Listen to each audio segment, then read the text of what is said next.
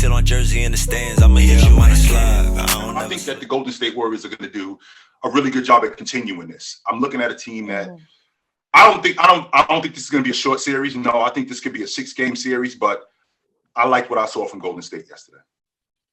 Well, how could you not like what you saw? They completely dominated the Mavericks. The problem is, for the Warriors fans, is that the one thing we've seen from Dallas so far this playoff run is, one, they're very resilient, and two, they start to figure out what works for them, right? Like, I feel like every game one, Dallas looked a little out of sorts. Then they started to kind of, oh, hold on, this is what works. Let's do more of that, right? Jason Kidd has really impressed me. Like, I mean, really impressed me as a head coach, where I see his in-game adjustments, and some of them are really small, some of them are major, but he really is like, oh, this, like, a lot of times I feel like I've seen coaches, and Jay Haley probably both have seen this, where, hey, we're putting it into our big man and he's dominating. And for some reason we stop and we just start shooting a bunch of threes.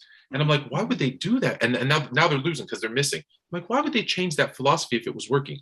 Jason Kidd's been really good at saying, oh, this is working. Let's do more of that. Until they can stop me, let's do more of that. So as good as Warriors fans are feeling right now, Jay always says this, the series doesn't start until a road team wins. So all the Warriors did, to their credit, was what they were supposed to do. Go out and get a win at home. It was, they held Luke, I think, to 20, right? He had a bad shooting night, he had 7 turnovers, I think. So it wasn't typical Luka. You're not going to get 20 points and 7 turnovers from Luka, I think, on a consistent basis. So I like the series going. I like the series going 6-7 games, which is good because I love this matchup. Absolutely. Now, when I look at this team, also, Tone, that if you want to rewind the clock back to the 1920 season, your Los Angeles Lakers, you play the Trailblazers in round 1. What happens? You lose game 1, mop the floor with them dudes in the next 4 games. You play the Houston Rockets, lose game 1, mop them dudes in the next 4 games. You play the Denver Nuggets in the Western Conference Finals, lose game 1.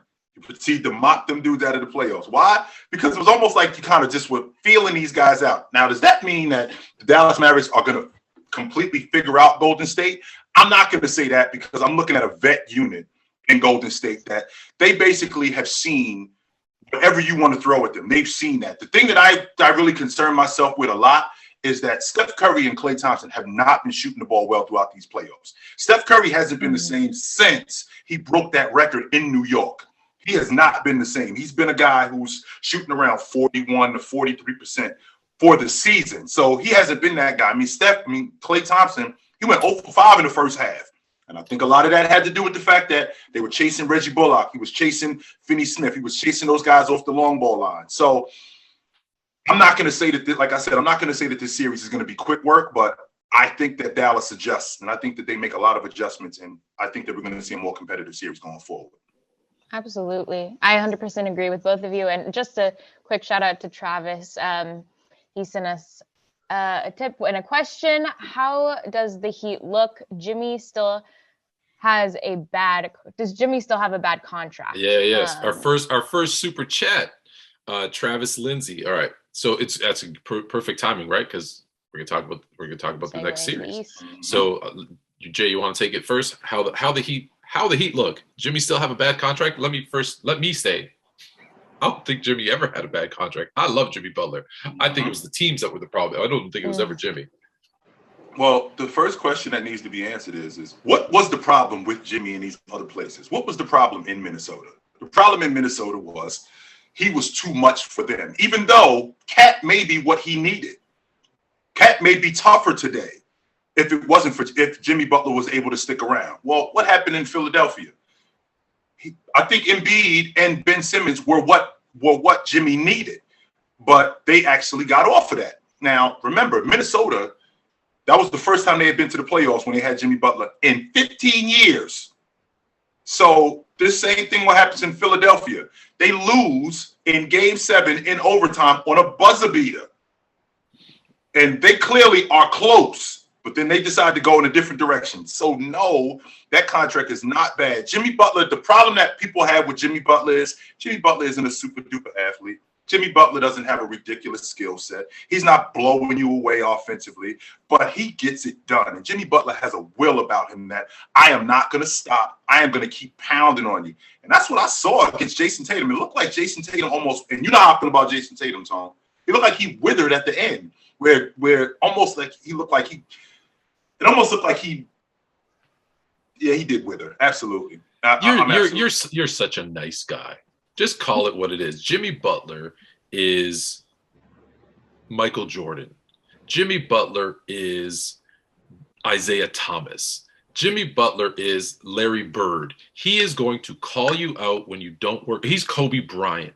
He's going to call you out when you don't work hard. He's going to punch you in the face if you act up or talk slick. And today's players, for the most part, are a little soft, and they don't like it. And he's the problem. Was he the problem in Chicago? Because once he left, they stunk. Was he the problem in Minnesota? Because once he left, they stunk. Was he the problem in Philadelphia? Because once he left, they got worse. They didn't stink, right? And then he goes to Miami. He ends up with an organization where it's run by Pat Riley. We know what Pat Riley did. We know how tough his teams have been kind of after he left LA. Even those LA teams, I know it was Showtime, but go watch. They weren't soft. Kareem would punch you in the face. Magic would elbow you in the gut. Kurt Rambis would take a clothesline and then come back at you. Like, it's not like they were even soft. So he goes to an organization that has that same kind of mentality where they have guys like Udonis Haslem who just will fight you. They bring in a PJ Tucker who will fight you. They bring in Kyle Lowry who will stand there and take a charge from a 300-pound center. I don't know how he does it. So it's just he needed to hit that situation that suited him. And I think you're right. But the rest of the stuff, he's not sexy. He's not dunking over people. He's not taking step back threes. He just goes and works hard. And I appreciate that. However. Yeah. Well, to back that up, Travis Lindsay also added, I don't believe Jimmy's contract was bad. I believe Shaq said it was. Jimmy has that dog about him, which is basically kind of backing up what you just said. Exactly. He has that dog about him. It's not beautiful. It's not beautiful. It's not pretty, but it's so intense and it's so fierce and aggressive. So if you're going to win a chip, you need to have someone or some of your players need to have that dog. Jay and I always talk about the dirty work guys. Yes. They don't get all the fanfare. Now Jimmy Butler's more than a dirty work guy, but if you don't have that, it's tough because. Well, I got a question though, because when I look at Jimmy Butler and I look at what he's doing, Tony, it's the second time in 3 years that the Heat are in the Eastern Conference Championship. If he gets this crew to the NBA Finals, we got to start having a different conversation about Jimmy Butler. I've already started. I've told you that. I've always been very high on Jimmy Butler. Always. I haven't been high on him, but I have seen him better than a lot of guys that they have had that they've had. It wasn't that long ago that we were having a conversation of who the best two guard in the game was between him and Klay Thompson, and I felt like the only thing Klay did better than him was shoot the long ball. That was the only thing. That was the only thing I thought Klay did better than him. I thought he did everything else better than Klay. But if he could get them to the finals for the second time in 3 years, then now we got to start talking about him in a different way. We clearly have to start talking about him in a different way. Does that mean that they have to win it? Well, that would be great. But to get them to the finals, we got to start having a different conversation about buckets. Absolutely, I agree. Can Boston turn it around? Can Boston turn it around? One. Boston is this going to be a quick series for Miami? Absolutely not, Tone. I said to you already, I thought that the Milwaukee Bucks, Boston Celtic winner, wins the Eastern Conference Championship. And the reason why I felt like that is because I'm looking at a Milwaukee team, and Boston is looking at Miami going, we had to deal with Giannis. There's no way that we're going to have to deal with anybody tougher than Giannis. Now, don't get me wrong, Buckets went for 40, but is he going to go for 40 every night? I watched them dudes stage off an elimination game where Jason Tatum went for 46 on the road. So I know that there's that toughness there. Now, their dirty work guy and Al Horford and Marcus Smart was out the lineup. So that hurt them. And I think that when they get those guys back, I think that this is going to be a different series. I think this is going to be a different game. Add that to the fact that getting Robert Williams back into the lineup, because now I got another rim protector. I got my elite rebounder. Once they get those guys in the fold, I think that they'll be right back in this series. Because once again, Tone, like I told you, the series doesn't start until a home team loses. So I'm not saying, Miami is gonna. No, all you did was hold serve. That was it. You didn't do anything special. Okay. All right. Well, we do have a one-on-one matchup. Do you want to kind of explain that, Fluent? Yeah. So Jay and I kind of put it out there and said, listen, we want to do this all-time greatest. So let me go back a step. We took Dominic. We got a shout out. Dominic gave us the top 5, starting 5, and a sub for every team in the NBA. And we did a tournament and whittled it down to the greatest franchise in terms of their players at their peak. We did a full tournament. We found out there was a lot better teams. We found out that there were teams that were a lot better than what we thought too. Yeah, there was some, like, when you look back, you forget how many great players in their prime played in certain places, and it was fun. Yeah. And as we were doing it, though, of course, as you're talking about a team, well, you talk about matchups. And so we'd be saying, okay, like, for example, we had the Bucks and the Lakers, and we're like, okay, so you got Bucks Kareem versus Laker Kareem, right? How do those guys match up? And I'm like, well, we should probably do a one-on-one matchup. Ooh. And so we reached out and said, okay, give us your best players. So we took the top 20. We, through ourselves and through voting, whatever, we have the top 20. And so now we're going to do it's going to be tough with 20, but we'll figure it out.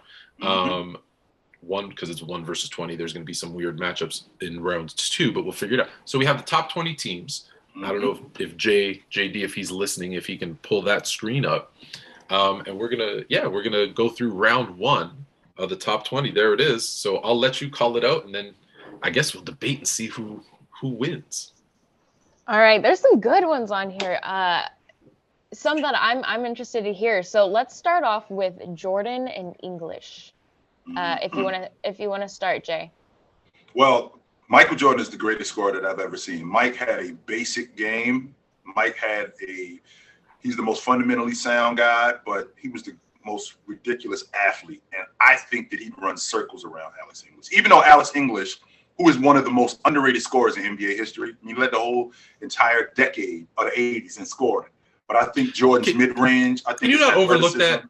I don't mean to interrupt, but can you not overlook that? Because people, is Alex English even in the top 75? Did he make the top 75?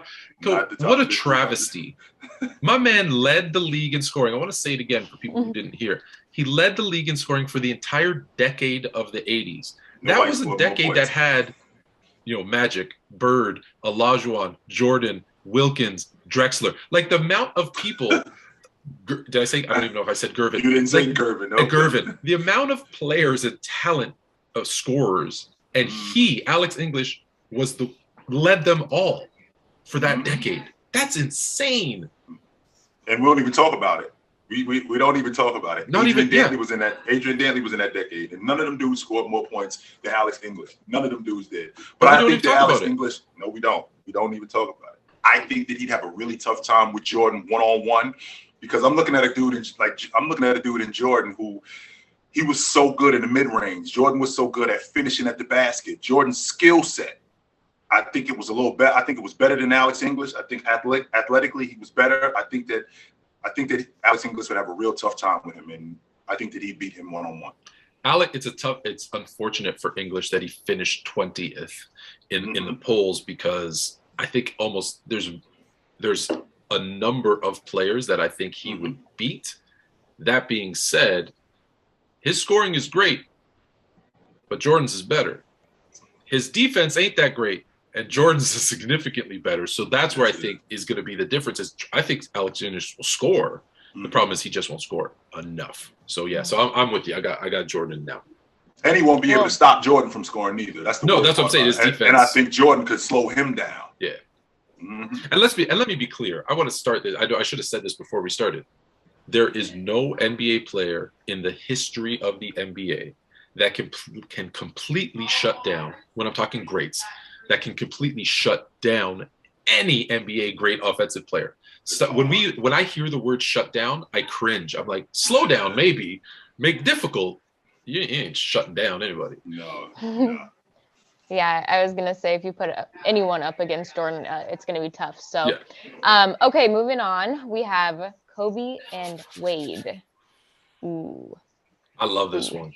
I do too, That Tone. is a And you good know one. why I Two love this top one? 5 shooting guards all time. Absolutely. I love this one. Because what I think about when I was in college and there was the George Drexler debate. And as good as Drex was, I wasn't a big Drexler fan. I was a huge Drex fan. He wasn't 23 good, though. As good as he wasn't 23 good. And when I think about Dwyane Wade, as awesome as he was as a one-on-one player, he wasn't 24 good. I think that we're talking about two guys who are elite defensive players, but I think that Kobe, his ability in the mid-range was better. His skill set and getting open, right? His ability to create space. Wade was more of a downhill guy. Kobe was more in the mid-range where he could do it. Kobe could also shoot the long ball, and he could basically spread Dwyane Wade out a little bit more. And he could slow Dwyane Wade down. I think Wade would have a really difficult time because Kobe's a better offensive player than him, and I think Kobe would beat him one-on-one. Do you know who is the number 1 shooting guard when it comes to blocks? Dwyane Wade. Dwyane Wade. Mm-hmm. I think he would give. Now there's a height advantage there too, right? I think Dwyane Wade's like 6'3", Kobe's 6'6". Dwyane Wade would give him all he could handle from the, when he especially if Kobe gets into one of those moods where I'm just going to shoot. Right, I think that would give him. Now, here's where I think what happens. If I were to do like what is that Bleacher Report that does those the sucks people into that weird portal thing. I'd see I see Wade taking the early lead, and Kobe kind of shooting, and then Kobe finally getting into that Mamba mentality. He goes, forget this. He'll just take him in the post, fade away, and I don't care that he's leads the NBA in blocks for a shooting guard all time. You can't block that fadeaway, not very often. And so I think then Kobe gets it in the end. But that is one that there's a few, obviously, but that is one that I'll pay money to watch those two. Not today. I would have paid. Sorry, Kobe. But you know where my allegiance lies.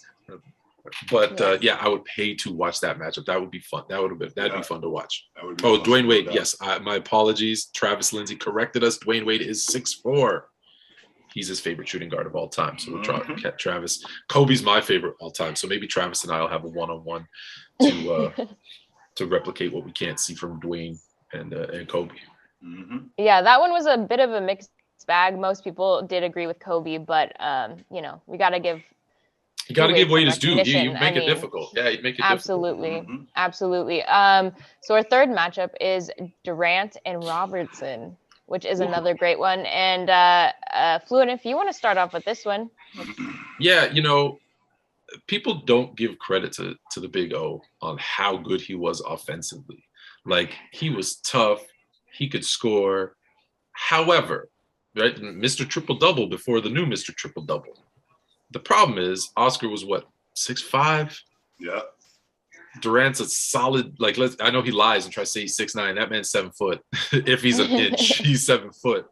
And so I feel like Oscar's greatest strength was still his passing and his playmaking and his ability to lead a team. Not that he couldn't score. He could score. He could score one-on-one. But I just think Durant is so versatile. This is what I give him the most credit for. I always fight with people. I say, stop saying he's the greatest scorer of all time, because that's debatable. Most versatile scorer of all time, I'm not going to argue with you, because he will pull up and shoot a 3 over Oscar. There's nothing he can do about it. He can post him up. He can shoot from the mid-range. And when he wants to, it's rare, but when he wants to, he can play some defense. And with that length, right, this would be really hard for Oscar to score on that much height and those long, crazy, long-ass arms. So of the matchup so far, I think this is the one that's kind of I don't want to say a blowout, but I think it's the one that has the biggest gap in terms of the winner. And I think it's KD. I don't want to say, easy. I'll say it. I think it's Durant easy.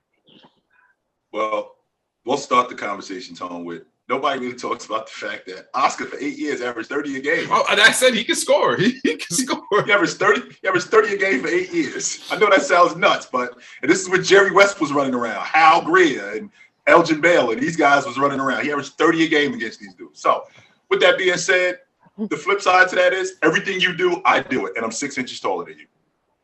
So that's the difference right there.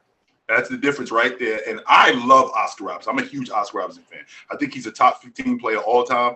But in terms of a skill set, in terms of separation, athleticism. Even though Oscar was a great athlete, but in terms of those other things, ball handling, I think KD blows him away. Listen, my 8-year-old's a great shooter, but I got 2 feet on him. I'm blocking every one.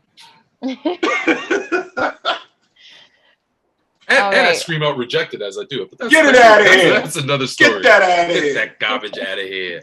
Get it out of here. Shout out to Uncle Jack Armstrong. Get that garbage out of here. Yes.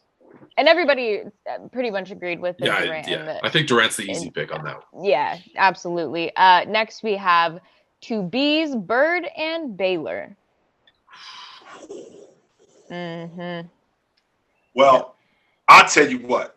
I'm a huge Elgin Baylor fan, which I wasn't initially, because I get a lot of young people who talk to me about, well, I talk to a lot of young people about when I was a kid, I wish you would tell me that Dominique Wilkins was better than Elgin Baylor, until I started doing some homework as I got older and realized that Elgin Baylor was awesome. Oh my God.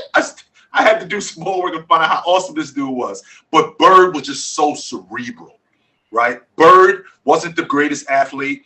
Bird wasn't the fastest. He wasn't the strongest. But he was so cerebral. And Bird knew how to pick his spots. Bird was an exceptional ball handler. Bird at 6'9", Elgin at 6'6". Now, don't get me wrong. Just because you're bigger, that doesn't always mean that you're better, right? Just because you're bigger. But in this particular situation, I look at Bird as a one-on-one player and how good he was and how smart he was. I give him the edge on Elgin Baylor. You always remind me of this. Baylor averaged almost 40 and 20 for a season while he was serving in the military on weekends. I had a weekend gig. I can't come to practice today. I can't go to practice. I got to go serve our country. And then on a Tuesday, he dropped 40 and 20. I'm good for that. And as a Laker fan, listen, I want to give every Laker the benefit of the doubt in every situation, because Baylor, if Baylor wins, this is why people, when they say winning's not important, I'm like, it is. Because if Baylor won half of the finals that he went to, and he went to, I believe, 8, and he lost all of them. If he's 4-4, and now we're looking at a guy who's, dropping 40 and 20 and has 4 rings, we're having a different conversation about him. When it comes to one-on-one, I think athletically, he would give Bird all he can handle. But at the end of the day, Bird would have the ability to shoot, keep him honest, right? He could shoot a 3, take him down low and post him up. He's going to probably be in Baylor's head. Now, I don't know enough about Baylor to say how he was mentally tough, but I know Bird got Dr. J to punch him. And you always say this, Dr. J's a gentleman. He's the most nice, respectable guy. And Bird must have said something to get Dr. J to punch him. So I think Bird is that weird cross of Kevin Durant shooting ability with Dennis Rodman in your head. Yes. Right. And then Jordan trash talk. Imagine putting those 3 things together. I still haven't gotten a satisfactory answer, Tone. I want to know what he said to Doc to make Doc punch him in the face. What did he say to him? Doc is the most mild-mannered gentleman professional basketball player that I've ever seen at an elite level. Bird punched him in the face. I'm thinking, what? What could he have possibly said to Bird? Unbelievable. So unbelievable. So that being said, when it comes to one-on-one, I truly believe half of a one-on-one is getting in your opponent's head. Yep. And where all the other stuff, I say athleticism goes to Baylor, overall scoring goes to Baylor, but shooting goes to Bird. In your head is Bird. So I'm taking. I can't pick a Celtic over a Laker. Okay, let me. You have to do it. Do it, Tone. Do it, Tone. Get all that. Right. Haley, Tone is a homer. Hold him to it, Haley. He's a homer. Tone is the ultimate Laker homer. Don't let him off the hook with that. Do not. That might be my cue to head out today. No, just kidding. Oh, that's your job. All right. So yes. Okay. I'm taking Bird. Jay, we are going to start with you on this next one. Iverson and Gervin. Let me know what you're thinking. And yeah. I remember the first time I saw Allen Iverson with that left to right crossover, and I was visibly worried because I thought to myself, that looks dangerous. If you get close to that, you could get hurt. So you might want to. Can I interrupt you? Can I interrupt you and tell you? I had to guard him twice. Remember, I told you this in the exhibition game. twice. The first time, he dribbled it into my hand. Remember, I think I've told you this. He dribbled it to my hand, and I took the credit for the steal. But I'll be honest, my hand was just there, and he dribbled it. So I stole the ball off him. Time 2, I rolled my ankle. He crossed me up like nobody's been. I'm not embarrassed to say it because he's crossed up better players than me. And I'm telling you, I was just like, I was that guy. Like, thank God there was no like YouTube and videos back then, because that meme of me going would be everywhere. When I first saw that, Tone, that's the first thing there was a very much look of concern for other guys, because I'm thinking, yo, you could get hurt if you get too close to that. That looks like that's like radioactive. Do not get close to that. I didn't see him. I looked back and he was dunking the ball. I didn't even see him go by me. You going this way, he's going this way. So I'm thinking, and Iverson didn't have a great mid-range game, right? But going to the basket, he was one of the better finishers. He was one of the better guys who created space. But when I look at George Gervin at 6'8", George Gervin was a great transition player. Yeah. George Gervin was good in the one-on-one, but he was a great transition player too. I mean, he got that from the ABA. So when I think about George Gervin in the one-on-one, I think Iverson might have been better. And that's the thing that, for me, I think if they were playing a full court game, it's a different conversation, because Gervin's getting out, he's running, he's finger rolling, like. But when you shorten that court down, you make it a half court game. A lot of players are very different in transition than they are in the half court. So I'm for the sake of time, I'm not going to go into a long thing about it. I'm going to Iverson. And for the most part, the chat agrees with us. That's tough, though. But okay, moving on to matchup number 6, McGrady and Dirk. Take it away, Fluent. McGrady and Dirk. Wow. Oh man, I want to say Dirk so bad because like his mid range, he's taking one dribble pop. But McGrady, again, we're taking them at their best. So it's not hobbled, broken down McGrady. It's at his best. He's jumping over Dirk. He's blocking Dirk. He's blowing by Dirk with one step and a dunk. He could shoot as well. We forget there was that season where he averaged 30 some odd points, and he shot 40% from 3. Like, at his absolute best, McGrady's, I think, just athleticism, although Dirk is probably a better shooter. I don't know how he stays with McGrady's first step. That's my only issue. So like, I think it's close. I think if McGrady again, this is everybody. If Dirk gets hot, McGrady might be in trouble. But I think he's another underrated defender because of, again, his length, right? He's 6'7", 6'8". He's got long arms, lightning quick. I'm gonna go with McGrady.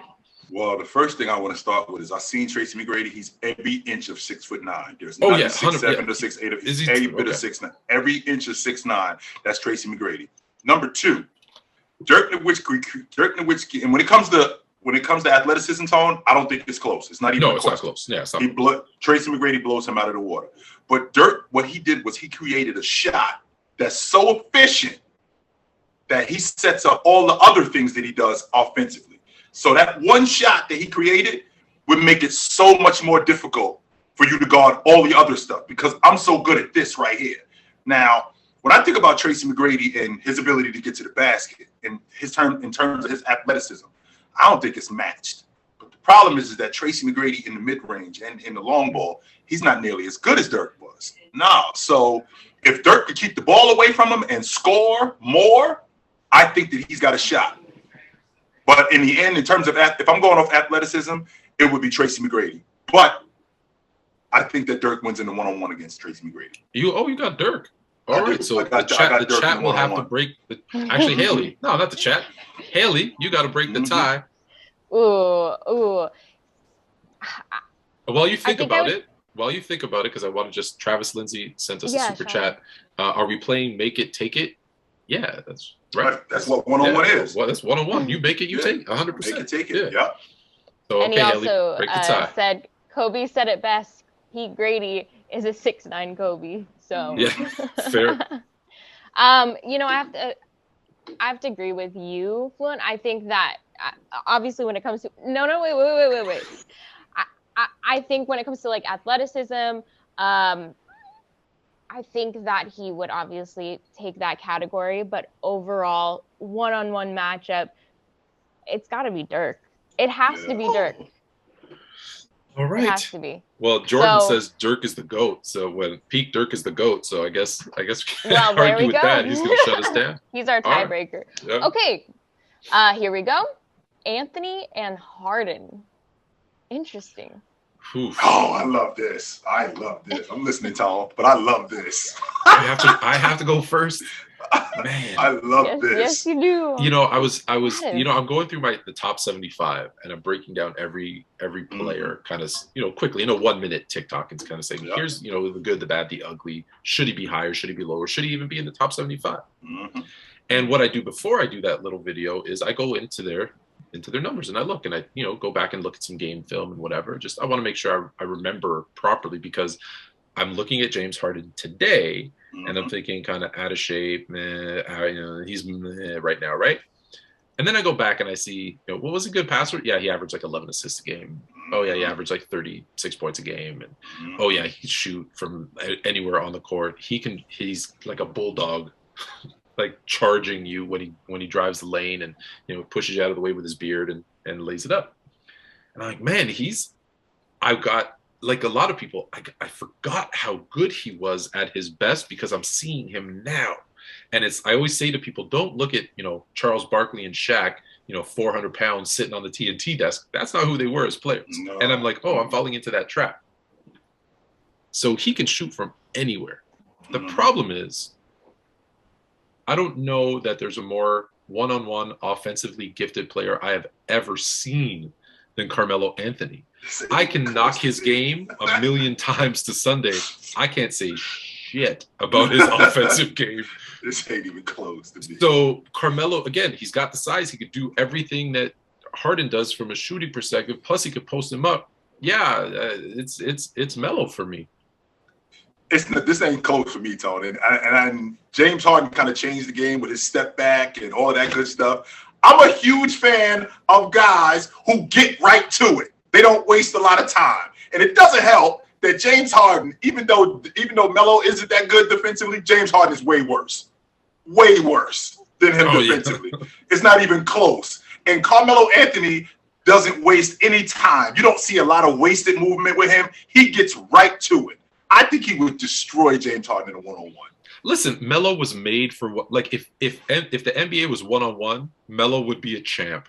Like that's how he plays anyways. You give him the ball and you're not going to see it again. So that's his game. He always plays one-on-one. Sometimes he plays 1-on-3. So yeah. I'm Melo.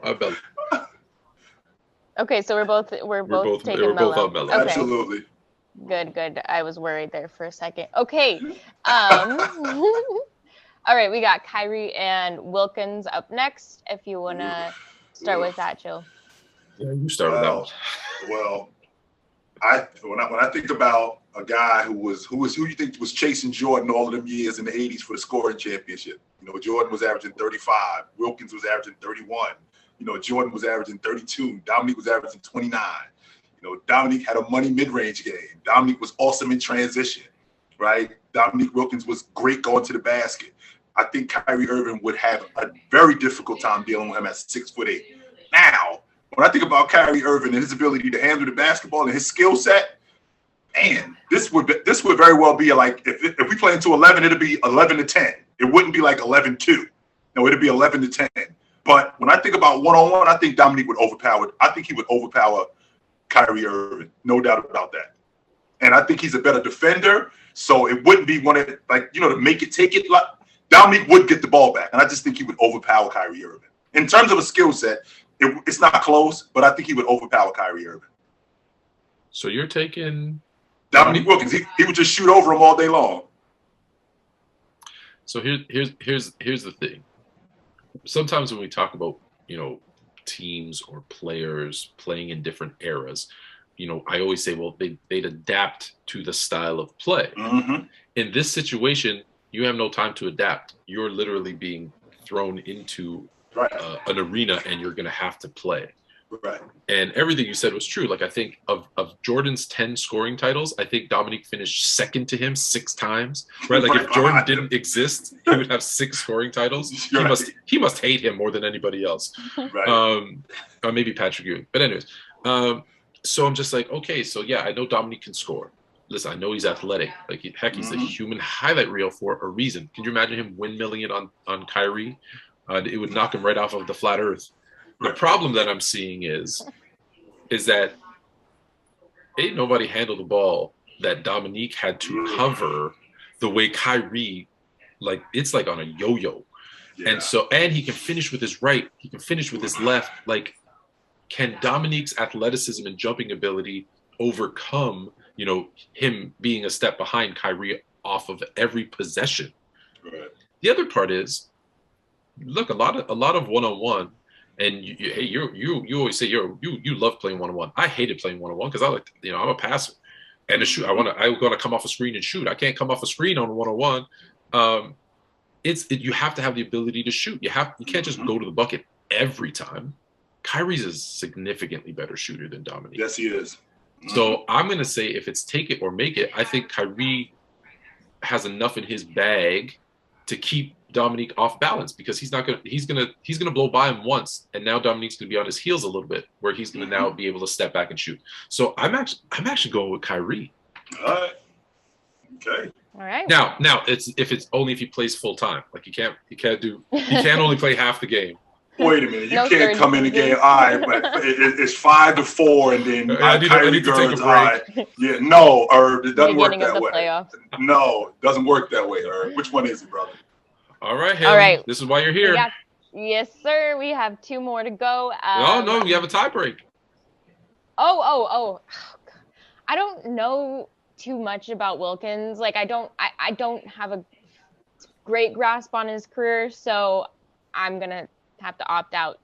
Although the chat could kind of fill in for us, be that tiebreaker. Think about Carmelo Anthony. Think about Carmelo Anthony if he was more athletic. That's Dominique Wilkins. If Carmelo Anthony was a better athlete. Let's see how good JD is. JD, can you shoot up a poll real quick? Dominique. All right, but you get the pick. I put JD on the spot, which isn't fair. So are you going Dominique or you going Kyrie? Oh, look at that. Man, JD's the man. I don't know if you can see that. That poll is up quick. Boom. We already got 6 votes in. Let's see. Boom. Ooh, Kyrie's leading 62-39. There you go. So the chat 65-35. The chat's overwhelmingly has Kyrie over Dominique. With 29 votes in, Kyrie's up 72% to 28%. Does that sway your opinion, Haley? It makes me want to go watch highlights and familiarize myself, and then I'll make my own decision. We'll see what happens. Go watch some Atlanta Hawk games. Don't watch Dominique. Where did he play? He was was it Orlando? Where did he play after? San Antonio. Yeah, don't go look at those. Don't look at that. Okay. Yeah, that's worse than Patrick Ewing as a Magic. Yeah, it's not good. Okay, so Atlanta Wilkins. Yes. Okay. Right. Okay, so the one that everyone in the chat has been asking for, Mr. LeBron James and Stephen Curry. Oof. I don't know how this matchup ended here, but here we are. Honestly, based on cover my ears. let me just rephrase everybody. It was based on votes. Everybody got ranked 1 to 20, and then we just did 1 versus 20, 2 versus 19. Yep. And here we are. All right, you want to take it away, Fluent? Oh man, you might want to plug your ears because you might not talk to me ever again. I'm prepared. Let's go. Listen, I love Steph Curry. I love Steph Curry. He's the greatest 3-point shooter, and Jay will tell you I don't even rank active players ever. So when I say something like this, what I'm about to say, it's the highest praise that I can give. He is the greatest 3-point shooter in the history of the NBA. It's just bar none. He's there. In the 75-year history of the 75-year history, there's never been a better shooter than him. And keep in mind, I was fortunate. I sat at Raptors game and got to see him as a middle schooler shooting threes on the Raptors court. And I was like, yo, that kid's good. I didn't know he was going to be that good. Right? We all just, hey, it's Dell's kid, right? Of course he's going to shoot threes because Dell Curry shoots three. That being said, unless LeBron's letting him shoot logo threes and not playing any D on him at all, he's just too big. He is too strong. If LeBron gets the ball, I don't believe Curry gets the ball back. So Curry, if they're playing to 11, Curry would have to hit 11 straight logo threes, or else it's over, right? Because once LeBron got the ball, he doesn't give it back. So I think it still would be fun to watch Curry trying to dribble past him, and LeBron like does LeBron kind of give him a couple and then kind of do one of those Duke slap the ground, be like, now I'm going to play some defense on you, and then it's just. Yeah, so it's LeBron, and I feel a little bit sorry that Curry got this matchup in the first round because it's the worst possible one for him. The thing that I want you guys to remember is don't look at today LeBron James. Right. We got to go back to LeBron James when he was developing his mid-range. LeBron James when his ball handling got better, when his mid-range got better. He's arguably the best finisher in the history of the game. He's got one of the best long balls in the history of the game. He's one of the better ball handlers. And in fact, add that to the fact that this guy as a defender is bigger than Steph Curry. So I think Steph Curry would, unless Steph Curry, Steph Curry could put you on skates. He absolutely could do that. But James would have such a difficult time handling James because James wouldn't let him off the hook just shooting the long ball. No, James would absolutely go after him and go after him early and often. So I think James is a better one-on-one player. Yeah, and just listen. There's no help defense coming. You're not taking a charge. This is 1-on-1. Like it's none. I have to read you Jordan's comment because I think it's hilarious. Jay, we got to get you seeing the chat here. LeBron is sitting Steph in a high chair and feeding him chopped up hot dogs. Probably pretty accurate. All right. Okay, and our very last one, Kareem and Hakeem. Dun, dun, dun. Dun, dun, dun. Well, I get googly-eyed talking about Olajuwon. That's just I'm one of the biggest Olajuwon fans that you'd ever imagine. I'm his box work, his footwork, his mid-range. Olajuwon was phenomenal. But when I think about that, I think about a gunfight. You guys could have a bunch of guns. This guy got one gun. And he got rid of everybody. Jabbar had one shot. Stop this and you stop me. He played 20 years. Nobody scored more points in the history of the NBA than him. Nobody. So if you can't stop this one thing that I do, that I'm extremely efficient at, then I got to go with Jabbar. When you think of team basketball, right, and you're like, okay, who do I have, right? And most people have Kareem over Olajuwon. When you look at team basketball, right? Accolades, skill set, those types of things. When I break it down, though, and I look at individual players, I think Olajuwon is a more versatile scorer. I think he can shoot the mid-range. He's obviously guards went to him to learn footwork. Guards went to his 7'1" center to learn footwork. That's how. So Tone, the skyhook was in the mid range too. The skyhook it wasn't just on the box; it was in the mid range too. I see people shoot 3-point skyhooks. Like, but I'm just saying, like the traditional shooting. Right. When I think of defense, I think Olajuwon's the better defender than Kareem. And so everything when I look at as an individual stat says Hakeem. The problem is this game's 11-10. Like if we're playing to 11 or 21, whatever it is, it's whoever gets the ball last wins the game. And the problem is, and I'm not knocking Olajuwon's athleticism, but even Olajuwon with his defensive prowess cannot stop the skyhook. No one can. I believe, just think about this. No one has taken more field goal attempts in the history of the NBA than Kareem. And it's been blocked once.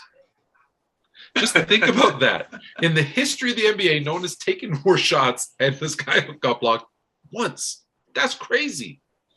So I literally, I'm going to flip a coin because it's like I said, it's 21-20, it's 11-10, it's whatever we're playing to, and whoever gets the ball last. And I'm going to say Kareem, one, because he's a Laker.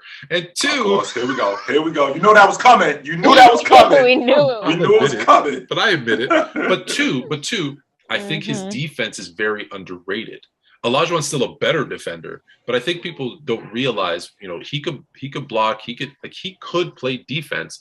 So 11-time All-League defender. 11 Yeah, times he made the All-League defensive team. So I'm going with Kareem like in the tightest, maybe best matchup of the first round. Yep. But I mean, that's another one. I'd pay money to watch them play now.